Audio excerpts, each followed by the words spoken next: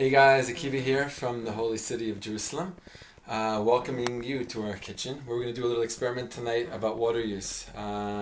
It's dry here, it's hot here already in the land of Israel in the Middle East.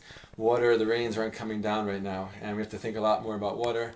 And one of the ways in the house, at least, that we use the most amount of water is in the kitchen, washing our dishes, things like that. So we're going to do a little experiment. We got two sets of dishes. We're going to wash them in two different ways. Both ways we're going to collect the water. One way, not thinking so much about how much water is coming out. The other way, being very conscious to turn the water on and off as needed, making sure that we don't lose the water. So here we go. Okay, so here we go with the first set of dishes, washing the dishes, keeping the water on, kind of the way most of the world washes their dishes, and we'll measure the water and see what happens. Okay, so here we go, washing things up, getting them nice and soapy. Alright, so we're just going to kind of keep going like this and collect all this water and see how much water we're using for this way, right? The water's going, not really thinking about where it's coming from, where it's going, right? And we're going to keep it on as we rinse the dishes as well. And making sure all the soap is off. I'm going to put on the drying rack, right? Still letting the water run. Right? I'm not really thinking about where the water is coming from, and maybe there's a need to save water in any way that I possibly can.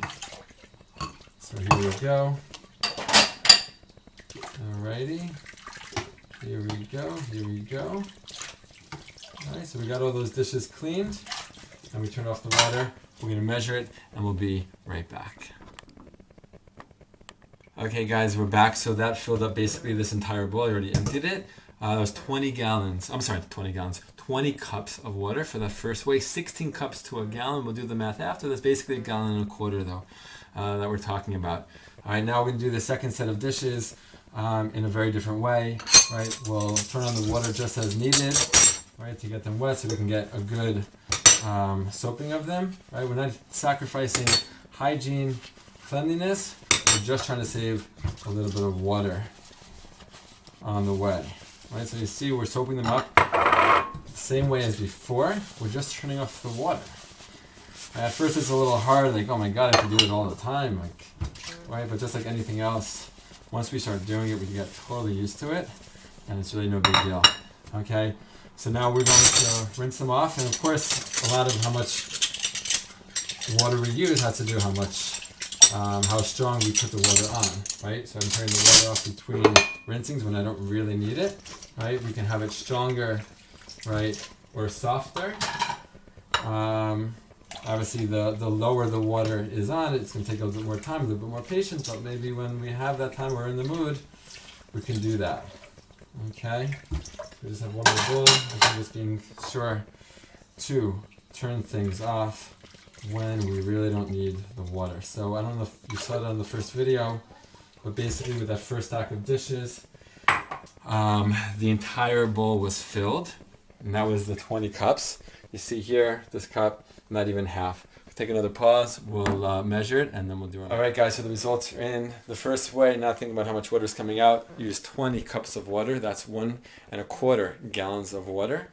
Right, now just a small stack, 2 plates, 1 bowl, 3 spoons. Same thing for the other way, only used 5 cups of water. That's 1/3 of a gallon. If you think about it in terms of liters, we're talking about the first way, use 5 liters of water for this small stack of dishes, and the second way, use just over 1 liter. So we're talking, guys, about 4 times as much water was used in the first way.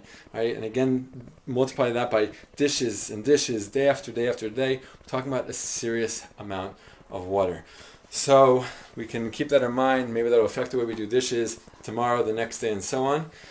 Just to end, what did we do with that water? The 25 cups of water we just used for this little experiment. Could have just thrown it out, but instead I actually collected it in this little bucket.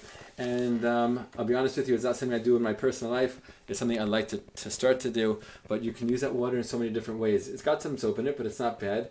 One, you can use it to flush toilets. You can use it if you have some trees or plants growing out in your backyard. You can use that to water them. So many different creative ways to reuse the water, not just let it go down the sink and let it get wasted. Gray water it's called, as you probably know, most of you. Reusing the water, every drop counts, guys. Let's together make a difference in this world, and may it start with water. L'chaim.